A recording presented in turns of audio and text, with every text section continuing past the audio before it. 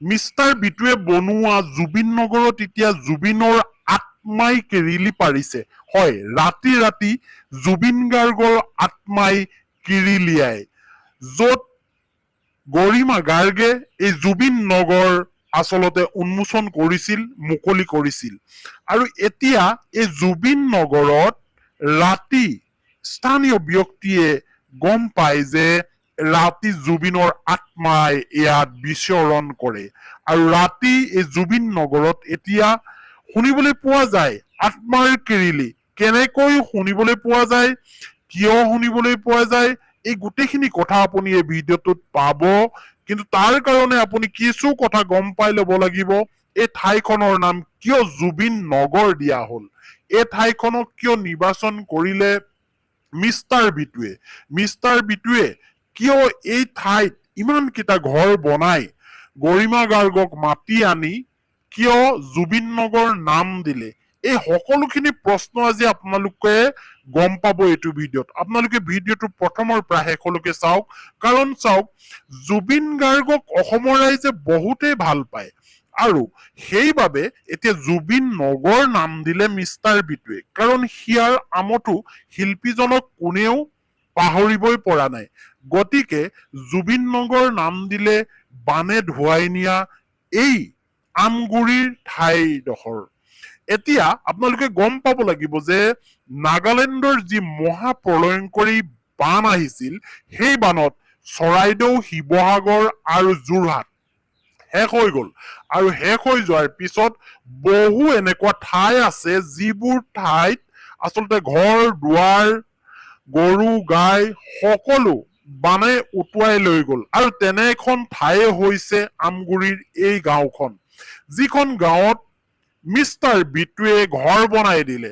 আপোনালোকে হয়তো আচৰিত হৈছে যে কেনেকৈ জুবিন গাৰ্গৰ আত্মাই এই গাঁওখনত কিৰিলিয়াইছে, কেনেকৈ ৰাতি জুবিন গাৰ্গৰ আত্মাই এই গাঁওখনত বিচৰণ কৰিছে।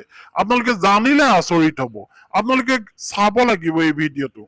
কাৰণ মিষ্টাৰ বিটু এনে এজন ব্যক্তি, যিজন ব্যক্তিয়ে দুখীয়াক সহায় কৰি বা আৰ্তজনক সহায় কৰি ভাল পায়। তেখেতৰ সেইটো এটা কণ্টেণ্টেই হয়, তেখেত এজন কণ্টেণ্ট ক্ৰিয়েটৰ। আপুনি তেওঁক ফেচবুকত ভিডিঅ' বনোৱা দেখিছে, ইউটিউবত ভিডিঅ' বনোৱা দেখিছে, কিন্তু তেখেতৰ সেই ভিডিঅ' বনোৱাৰ যিটো কণ্টেণ্ট, সেই কণ্টেণ্টৰ উপৰিও তেখেতে মনেৰে খুব বেছি ভাল পায় আনক সহায় কৰি। আৰু সেইবাবেই বানপানী হোৱাৰ ঠিক পিছতেই এই মিষ্টাৰ বিটুৱে দৌৰি আহিল এই ৰাইজৰ ওচৰলৈ। আৰু ৰাইজৰ ওচৰলৈ আহিয়ে তেওঁ ঘোষণা কৰিলে যে মই গোটেই গাঁওখনেই ঘৰ বনাই দিম। যিসকল মানুহৰ ঘৰ উটুৱাই নিলে, বাৰী উটুৱাই নিলে, গৰু ম'হ ছাগলী একোৱেই নাই, কিন্তু সেই গাঁওখনক পুনৰ উজ্জীৱিত কৰিবৰ কাৰণে মিষ্টাৰ বিটুৱে কিছু উদ্যোগ ললে। আৰু সেই উদ্যোগ লোৱা গাঁওখনেই হৈছে এতিয়া জুবিন নগৰ। আৰু সেই জুবিন নগৰত এতিয়া কিয় এনেকুৱা ধৰণৰ অস্বাভাৱিক কিছুমান কাণ্ড ঘটিছে ৰাতি ৰাতি, আপোনালোকে জানি আচৰিত হব। এতিয়া মই সেই কথাখিনি কৈছো, আপোনালোকক শুনক যে জুবিন নগৰত কিয় এতিয়া এনেকুৱা ধৰণৰ আচৰিত ঘটনা ঘটিছে। জুবিন নগৰত কি হৈছে আপোনালোকে গম পাই, জুবিন গাৰ্গ এজন মহান শিল্পী আছিল আৰু জুবিন গাৰ্গে শ্মশান ভাল পাইছিল, তেখেতে শ্মশান ভাল পাইছিল। আপোনালোকে বহুবাৰ শুনিছে, জুবিন গাৰ্গৰ মুখেদিও আপোনালোকে শুনিছে তেখেতৰ ইণ্টাৰভিউবোৰত যে জুবিন গাৰ্গে নিজ মুখেৰে কৈছে তেওঁ ভূতনাথলৈ যায় গুৱাহাটীৰ। হয়, গুৱাহাটীত থকা এখন শ্মশান সেয়া, তালৈ যায় জুবিন গাৰ্গ, ৰাতি যায়। তেওঁ গম পায় যে মানুহ এদিন মৰিবই লাগিব, মানুহ মৰণশীল, আৰু মৰণশীল হোৱাৰ কাৰণে এদিন হয়তো তেওঁ ভাবিছিল মোক ইয়াত এনেকৈ দাহ দিবহি। গতিকে তেওঁ আগতীয়াকৈ গৈয়ে সেই ঠাইখন চাই লৈগৈ, কাৰণ মৃত্যুৰ পিছত তেওঁ চাবলৈ নাপাব। গতিকে তেওঁ সেই ঠাইলৈ খুব যায়, আৰু শ্মশান ভাল পাইছিল বুলি তেওঁ নিজেও কয়। তেওঁ ৰাতি যায়, এনেকুৱা ধৰণৰ খবৰ আমি পাওঁ আৰু জুবিন গাৰ্গে নিজেও গম পায়। এতিয়া এই জুবিন নগৰ য'ত বনালে, এই যিখন গাঁও, যিখনক জুবিন নগৰ বুলি নামাকৰণ কৰিলে মিষ্টাৰ বিটুৱে, আৰু জুবিন গাৰ্গৰ ধৰ্মপত্নী গৰিমা গাৰ্গে ঠাইখন উন্মোচন কৰিলে বা এই গাঁওখন মুকলি কৰিলে ৰঙা ফিতা কাটি। এতিয়া এই গাঁওখনৰ নাম কিয় জুবিন নগৰ দিব লগা হল? কিয় জুবিন নগৰ বুলি মিষ্টাৰ বিটুৱে নামাকৰণ কৰিলে? কিয় জুবিন গাৰ্গৰ পত্নীয়ে আহি উন্মোচন কৰিলে বা মুকলি কৰিলে ৰঙা ফিতা কাটি?